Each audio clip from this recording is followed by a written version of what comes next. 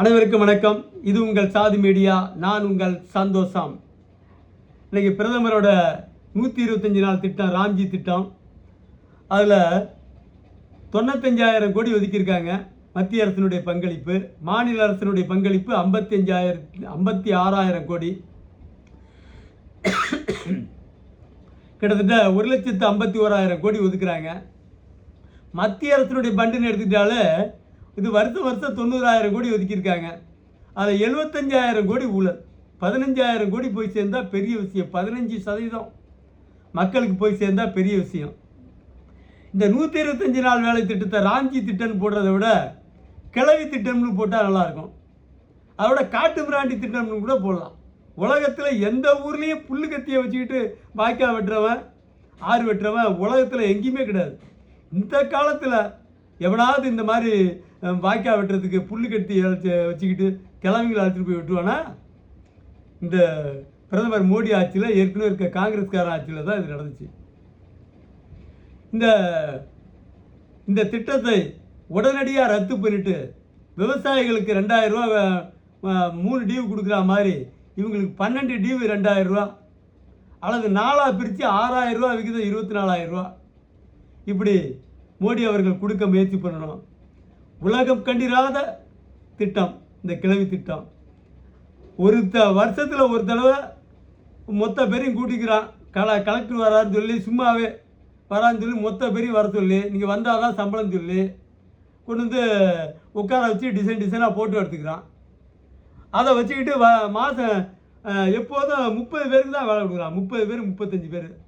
அந்த 35 பேர் யாருன்னு பார்த்தா கிழவிகள், வயதான கிழவிகள். இளைஞர்களோ இளம்பெண்களோ ஆண்களோ வருவதில்லை. வயதான ஆண்கள் கூட பெரிதாக வருவதில்லை.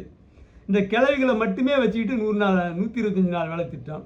இதில் இன்னொரு கொடுமை என்னென்னா, ஒரு ஊராட்சியினுடைய ஒரு பகுதியில் இருக்க பெண்களை இன்னொரு பகுதிக்கு ஒரு 3 கிலோமீட்டர் 4 கிலோமீட்டருக்கு வயல்வெளியில் இழுத்துட்டு போகிறான். 4 தடவை அழைச்சிட்டு போனான்னா அடுத்த இந்த 125 நாள் வேலையவே அந்த கிழவிங்க மறந்துடும். கொஞ்சோண்டு ஏற்று பேசிட்டா போதும். லேசாக ஊராட்சி தலைவர்கள் வேலைக்கே சேர்த்துக்க மாட்டான். இப்போ என்ன செய்ய முடியும்? அவனை எதிர்த்து போயெல்லாம் வேலை செஞ்சு சம்பளம் வாங்க முடியாது. அப்படி ஒரு கொடுமையான சூழல் இந்த நாட்டில். பெரிய அக்கிரமம் நடக்குது. ஊராட்சி தலைவர்கள், நீங்கள் மோடி அரசு ஒதுக்குற தொகைக்கு தமிழ்நாட்டை பொறுத்த வரைக்கும் 12,000, மாநில அரசினுடைய பங்களிப்பு 5,000 கோடி, மத்திய அரசினுடைய பங்களிப்பு 7,500 கோடி என ஆக 12,500 கோடி. 12,500 ஊராட்சிகளுக்கு தலா 1 கோடி ரூபாய் விகிதம் ஒதுக்கப்படுகிறது ஆண்டுக்கு. அதில் 15 லட்சம் ரூபாய் அதிகபட்சமாக மக்களுக்கு போய் சேருது. 85 லட்சம் ரூபாய் ஊழல். இந்த டிஜிட்டல் அது அத்தனையும் நோ யூஸ், எல்லாத்தையும் டேக்காக கொடுத்துருவான். அதிகாரிங்க அழகாக பங்கு பிரிச்சுக்கிறான். டெல்லி வரைக்கும், டெல்லியிலேருந்து வருகிற டெல்லியினுடைய அதிகாரிகள், ஆடிட்டர்களுக்கெல்லாம் பட்டுவாடா நடக்குது.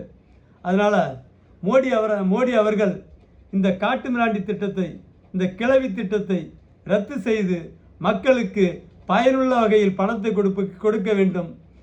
கிளவிகளை கொண்டு போய் புல்லு கத்தியை கொடுத்து ஆறுகளையும் குளங்களையும் வெட்டுகிறோம் என்று வேடிக்கை காட்டுவதை நிறுத்திவிட்டு பொக்லின் உள்ளிட்ட ஆறுகளை வெட்ட மிகப்பெரிய இயந்திரங்களையும், சிறிய ரக வாய்க்கால் வரப்புகளை வெட்ட அதற்கேற்ற சிறிய ரக இயந்திரங்களையும் பயன்படுத்தி வெட்ட வேண்டும்.